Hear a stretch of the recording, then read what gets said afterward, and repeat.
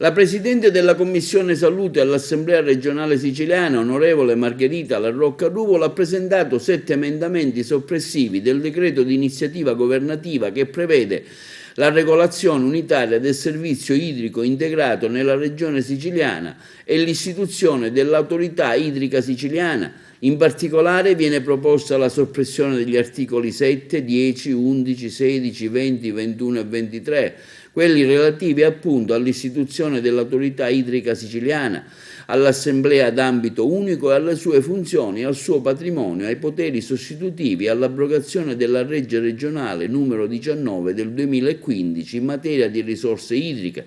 Dopo tante battaglie per l'acqua pubblica, dopo che in provincia di Agrigento, per esempio, si è già costituita l'azienda idrica consortile, dice l'onorevole La Rocca Ruvola, non si capisce come mai sorga questa nuova struttura dell'autorità idrica siciliana.